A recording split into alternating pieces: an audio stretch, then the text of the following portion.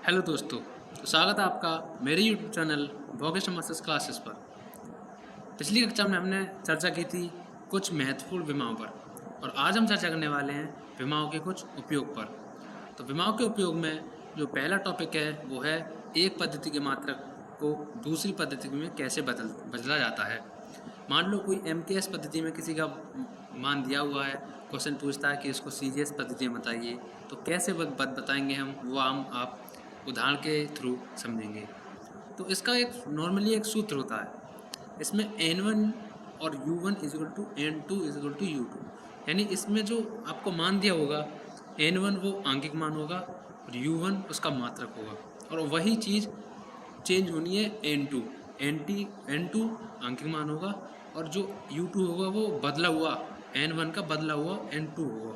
अगर ये MKS पद्धति में जो क्वेश्चन बोले कि आपको CGS में चाहिए तो U2 CGS में बदल जाएगा, आपको चाहिए FPS में, आपको MKS में चाहिए तो ये FPS से MKS में बदल जाएगा। हर तरीके से आप बदल सकते हो, इसका ये बेसिक फार्मूला होता है। इस फार्मूले के थ्रू आप किसी भी पद्धति की मात्रा को किसी भी पद्धति में बदल सकते हो।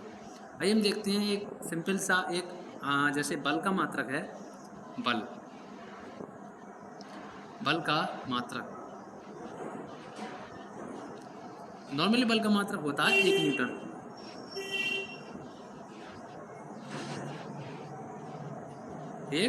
न्यूटन। अब कोई एग्जाम पूछे कि इसका आप CGS में मात्रक बताइए, CGS में आपका मात्रक बताइए। CGS यानी सेंटीमीटर, ग्राम और सेकंड, इसका मात्रक बताइए। अब पहले हमें ऐसे क्वेश्चन को सॉल्व करने के लिए हमें ये पता होनी चाहिए कि जो चीज़ दी हुई है उसकी हमें विमा पता होनी चाहिए।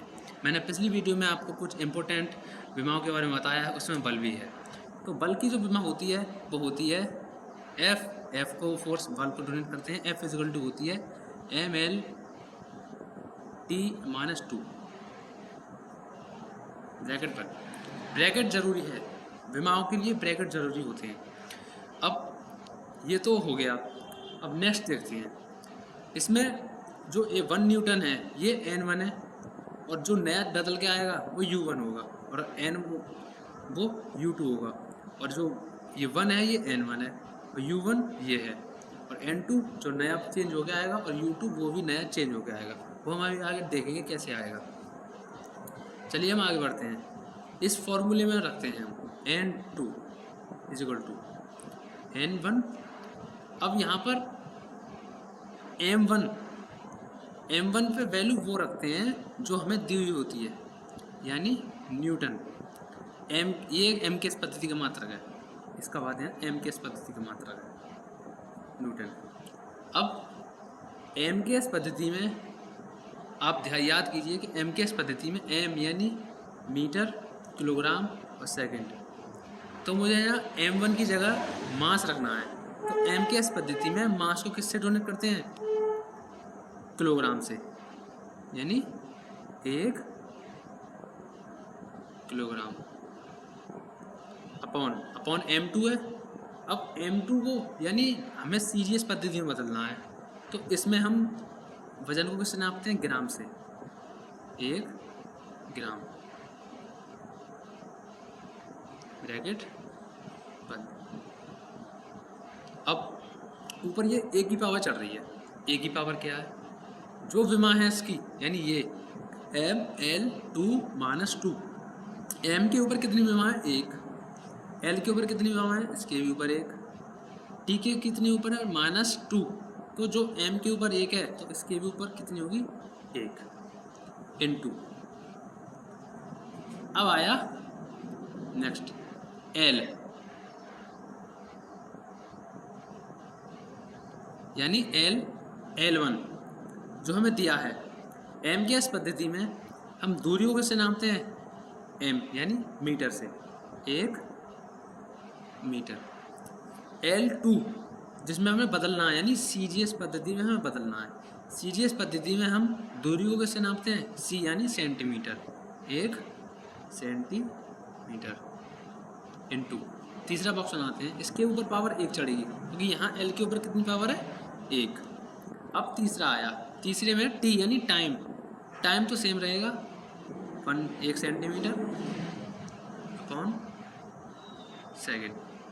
ये तो एक ही रहेगा, इसकी पावर रहेगी -2, क्योंकि यहाँ कितनी पावर है इस टी की, -2।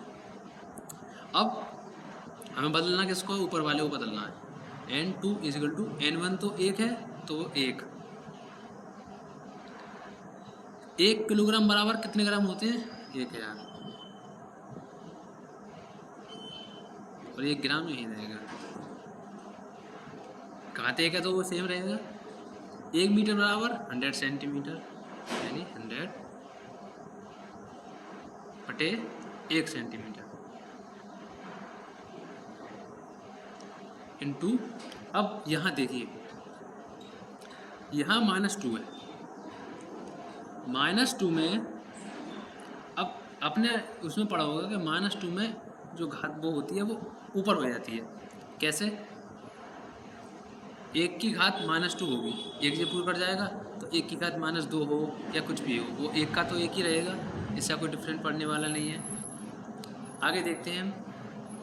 अब यहाँ ग्राम कट गया, सेंटीमीटर से सेंटीमीटर कट गया, बचा क्या 1100। इनका इनसे इंटू होगा, बचा 1 से 1 का होगा कुछ नहीं। तो 1 किलोग्राम बराबर 1000 ग्राम होते हैं, 1 मीटर ग्राम बराबर 100 सेंटीमीटर होते हैं। तो यहाँ ग्राम से ग्राम कटा और सेंटीमीटर से सेंटीमीटर कटा, और जो 1 की पावर यहाँ से इसको भी सेकंड से सेकंड काट दो, मगर इससे कोई फ़र्क नहीं पड़ेगा, क्योंकि 1 की पावर -2 तो 1 ही रहेगा, और 1 × 1 1 ही रहता है। तो अब यहाँ क्या क्या बचा देख लेते हैं। 1000 × 100, n2 = 10000। इसको हम कैसे लिख सकते हैं, n2 = 10⁵ लिख सकते हैं। अब जो न्यूटन का सीजीएस पद्धति में मात्रक होता है वो होता है डाइन, यानी अब जो फाइनल रिजल्ट आया वो होता है 1 न्यूटन = 10⁵ डाइन, ये होता है।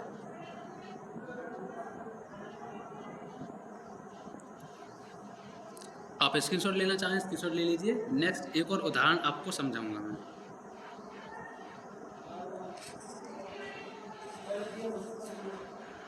चलिए नेक्स्ट एग्जाम्पल पे चलते हैं हम।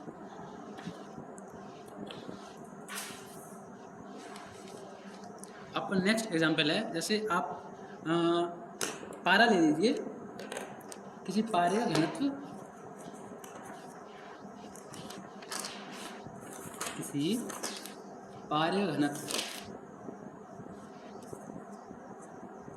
सेट कर लेता हूँ, रुकिए। पारे का घनत्व कितना है, 13.6 ग्राम सेंटीक्यूब।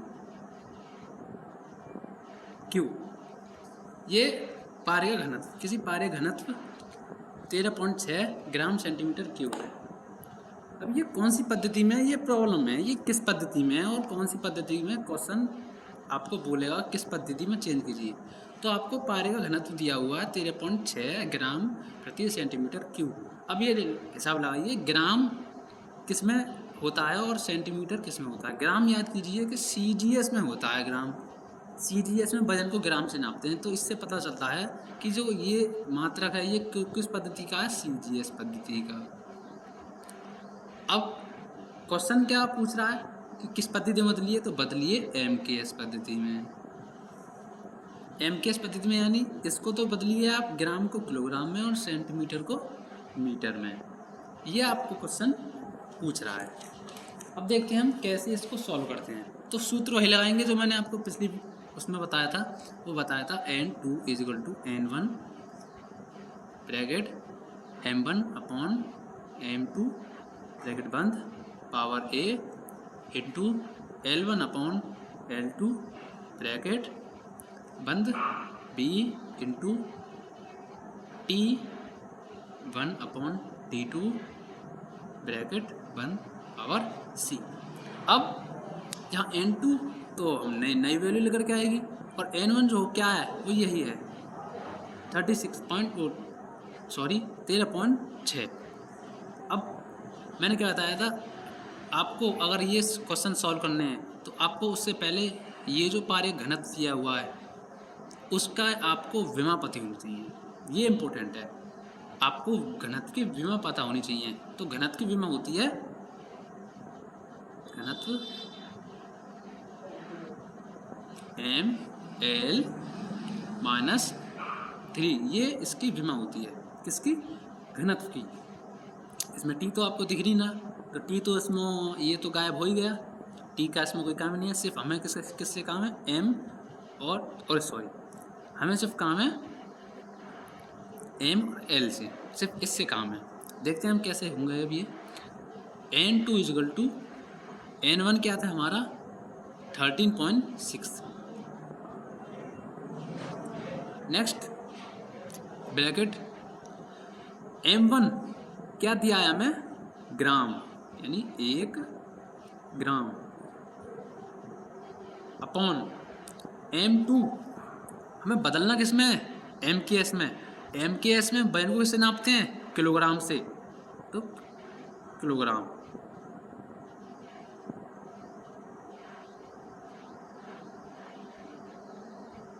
ब्रैकेट बंद n2 अब l।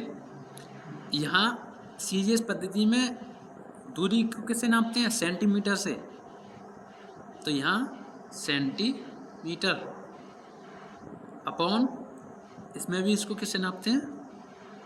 अब दूरी को इसमें तो सेंटीमीटर नापते हैं, एम के इसमें किससे नापते हैं? मीटर से, मीटर, तो 1 मीटर। ब्रैकेट बंद। अब एल, ये एल की एल है ना, ये वाली एल की पावर कितनी चल रही है? -3, तो इसके ऊपर कितनी क्या चलेगी? -3। अब 0.6। अब यहाँ देखिए 1 ग्राम तो 1 ग्राम रहेगा, इससे कोई चेंज नहीं होगा। अपॉन 1 किलोग्राम में कितने ग्राम होते हैं? 1000। 1 सेंटीमीटर यूँ ही रहेगा। 1 मीटर में कितने सेंटीमीटर? 100। यहीं भी वही होगा, ग्राम से ग्राम कैंसिल, इसकी power 3, centimetre centimetre cancel. n2 is equal to 13.6 into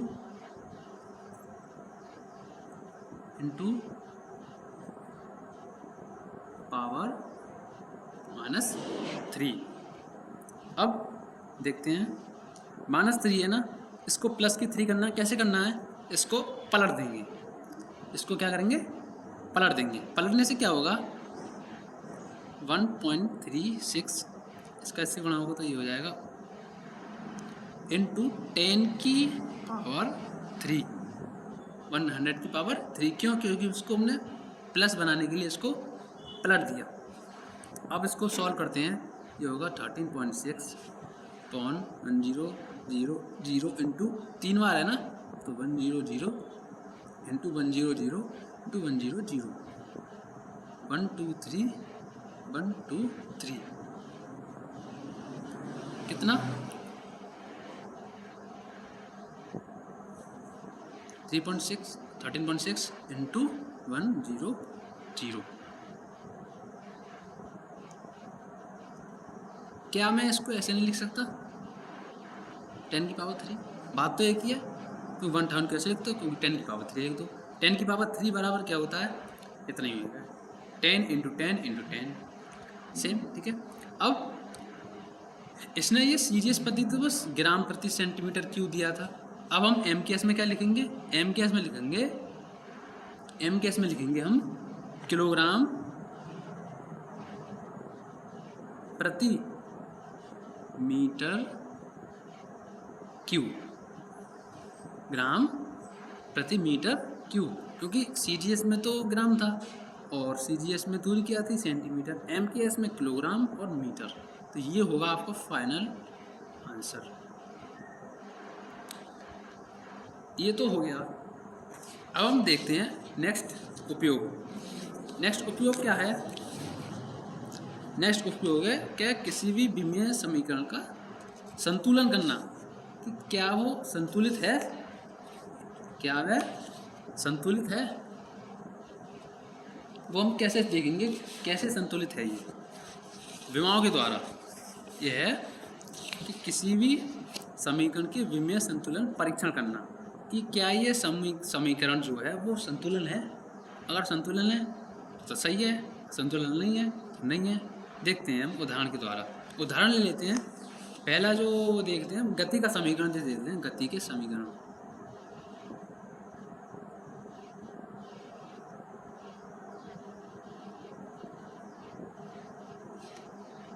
गति का समीकरण पहला होता है v = u + at।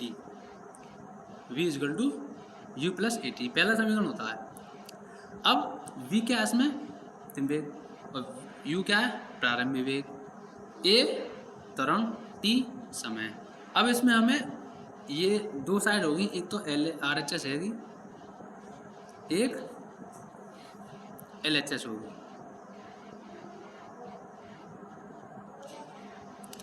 जो इस साइड में समीकरण है, जो इस साइड में विमा है, वही विमा इधर होनी चाहिए, तो ये संतुलित है। अगर ऐसा नहीं होता है, LHS बराबर RHS नहीं होता है, तो ये असंतुलित है। वो कैसे होगा वो हम देखते हैं। यहाँ देखिए v = u + at। यहाँ v जो है वो अंतिम वेग है। वेग की विमा मैंने बताई थी LT-1। अब इधर भी, इधर LT-1 है तो इधर भी LT-1 अगर आए तो वो संतुलित है, समीकरण आपका संतुलित है। मगर अगर नहीं आती है कैलकुलेशन के बाद तो वो असंतुलित है। अब देखते हैं कि ये संतुलित है कि नहीं। अंतिम वेग की विमा LT-1, प्रारंभिक वेग की विमा जो अंतिम वेग की विमा होगी, क्योंकि वेग की सेम होती है विमा, इसकी LT-1, तो ये तो खैर आ गई सही। प्लस a त्वरण की कितनी विमा होती है, त्वरण की विमा होती है LT-2। ये किसकी विमा होगी, त्वरण की। मैंने आपको पिछली वीडियो में बताया था विमा कैसे निकालते हैं। इनटू t, यानी इस टाइम की विमा कितनी होती है, t। अब देखो यहाँ पर इसकी पावर कितनी है, 1। आधार समान है, आधार समान होने पर घातें जुड़ जाती हैं, तो यहाँ हो जाएगा LT-1 तो यही रहेगा, प्लस -1 -2 + 1 = -1, तो LT-1। और इधर भी क्या है, LT-1। अब ये देखिए LT-1 LT-1 LT-1 सब सेम है, तो ये कैसा समीकरण है, संतुलित। समीकरण कैसा है, संतुलित। गति के तीनों समीकरण संतुलित हैं। मैंने उसमें से सिर्फ एक समझाया आपको। अगर आप तीनों करके देखोगे, तीनों क्रॉस चेक करोगे, तो तीनों ही संतुलित हैं। नेक्स्ट हम आपको सरल लोलक का देख लेते हैं, दोलन काल का सरल। अपने चैप्टर पढ़ोगे आप 11th में, तो सरल लोलक का जो सूत्र होता है वो होता है T = 2π√L/G। ये उसका सूत्र होता है, T/2πL/G। T यहाँ दूरी होती है रस्सी की, वो आप पढ़ोगे जब सरल लोलक पढ़ोगे, जब आप समझोगे सरल लोलक क्या होता है, कैसे काम करता है।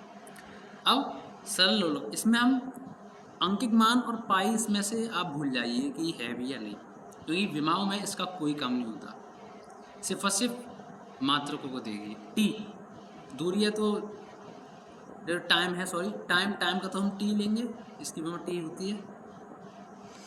अब रूट इसको भूल जाइए, अंक और कोई अंकित मान है या विमा है या वो मतलब कोई पाई है वगैरह, इसको आप मत लीजिए, सिर्फ और सिर्फ मात्रक लीजिए। इस यहाँ टाइम का आपका टी आ गया, मात्रक वो विमा।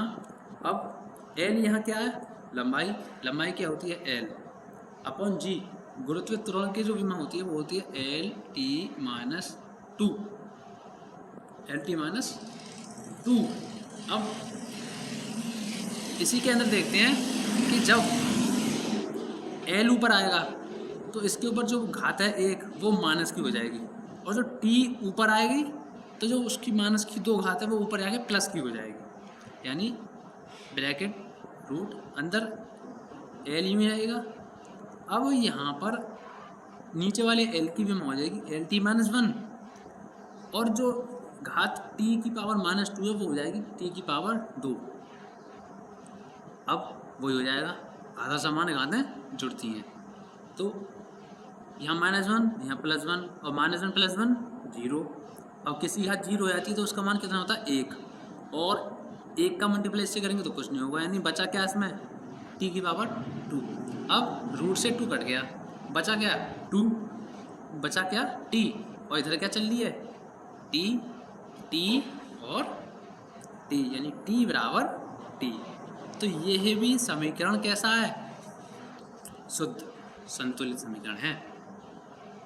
ऐसे ही आप हर किसी समीकरण का संतुलन परीक्षण कर सकते हैं। इसका एक तीसरा भी उपयोग है विमाओं का, वो है कि विभिन्न भौतिक राशियों के आपस में क्या संबंध स्थापित करना, कि क्या संबंध है तीनों में। अगर किसी भौतिक राशियों में संबंध स्थापित करना, जैसे मैंने यहाँ पर किया टी = 2π√L/G, तो इस टी यानी समय और इसमें क्या रिलेशन है, ये भी तीसरा पॉइंट है। जैसे दूसरा पॉइंट ये है कि विमीय संतुलन का परीक्षण करना, पहला क्या था एक पद्धति की मात्रा को दूसरी पद्धति में बदलना। तीसरा परीक्षण है कि विभिन्न भौतिक राशियों में संबंध स्थापित करना, वो लगभग पूछा नहीं आता है, इसलिए मैंने आपको इसमें उसके बारे में कुछ बताऊंगा नहीं, सिर्फ ये बता दूंगा तीसरा भी उपयोग होता है जिसका नाम है किसी भौतिक राशियों के संबंध स्थापित करना। वो अब तक ख्याल आया नहीं है, और अगर आप जानना चाहें तो आप बता सकते हैं, मैं उसको भी समझा दूंगा। वैसे ये 2 ही पूछे जाते हैं, इन दोनों को आपको अच्छे से अच्छे आप कर पाओगे। तो उम्मीद है आपको अब मेरी वीडियो अच्छी लगी होगी, तो प्लीज़ चैनल को सब्सक्राइब कीजिए, शेयर कीजिए एंड लाइक कीजिए, और नोटिफिकेशन बेल आइकन दबाना मत भूलिएगा, क्योंकि मैं अगर नेक्स्ट वीडियो लाऊंगा तो आपको नोटिफिकेशन मिल सके। Thank you.